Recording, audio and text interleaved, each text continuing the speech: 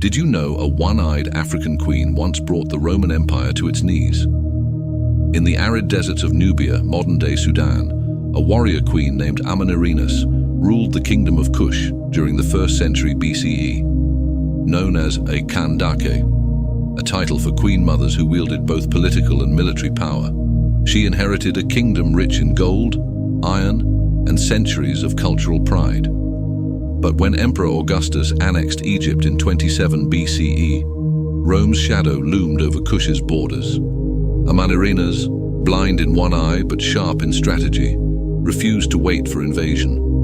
With her son Prince Akinidad by her side, she launched a daring preemptive strike.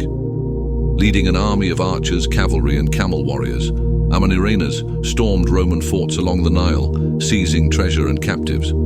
In a bold act of defiance, she decapitated a bronze statue of Augustus and buried its head beneath the steps of a Kushite temple, a symbolic humiliation of imperial power. The Meroe head, now in the British Museum, remains a haunting relic of her audacity. Rome retaliated fiercely. General Petronius marched south with 30,000 legionaries, torching Kush's northern capital, Napata. But Amanirenas refused to surrender. Retreating into the desert, she waged a grueling guerrilla war. Her forces exploited their knowledge of the terrain, ambushing Roman supply lines under cover of sandstorms, picking off soldiers with poisoned arrows, and vanishing into the dunes. For 3 years, Kush's resistance drained Rome's resources and morale. Before we continue, let's journey to the banks of the Nile history, where one of Africa's earliest and mightiest civilizations rose, and a queen defied an empire. The Kingdom of Kush, Africa's forgotten superpower.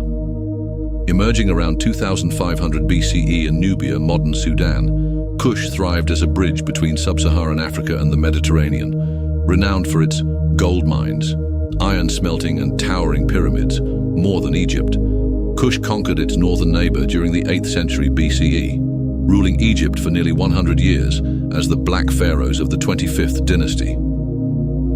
Even after losing Egypt to Assyrian invasions, Kush remained a wealthy, independent power, shifting its capital south to Meroe, a hub of trade and innovation. Its unique script, Meroitic, and hybrid gods like lion-headed Apedemak reflected a culture blending African, Egyptian, and Greco-Roman influences.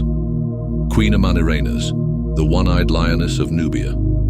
Amanirenas, reigned circa 40 to 10 BCE, was one of Kush's most formidable Kandakes, queens who co-ruled with sons and commanded armies. Described as fierce and shrewd, beforehand an eye in battle, earning the nickname the One-Eyed Queen. When Rome annexed Egypt in 30 BCE, Amanirenas saw a threat to Kush's autonomy. In 27 BCE, she launched a surprise attack, sacking Roman forts and symbolically beheading a statue of Emperor Augustus. Exhausted and humiliated, Augustus finally sued for peace. The resulting treaty stunned the ancient world. Rome withdrew its troops permanently from Nubia, erased Kush's tribute obligations, and recognized its sovereignty. Amanirenas had achieved what few leaders ever did, a negotiated surrender from an empire that rarely conceded defeat. Yet her triumph was deliberately erased from mainstream histories. Roman scholars like Strabo downplayed her as a one-eyed brigand queen, while Eurocentric narratives later ignored African military genius. Today, archaeologists and Sudanese scholars are resurrecting her legacy. The buried head of Augustus, discovered in 1910, and temple carvings of Amanirenas, clutching Roman captives, testify to her victory. Amanirenas' story is more than a footnote. It's a lesson in resilience. For centuries, Kush thrived as an independent power, its pyramids at Meroe standing as monuments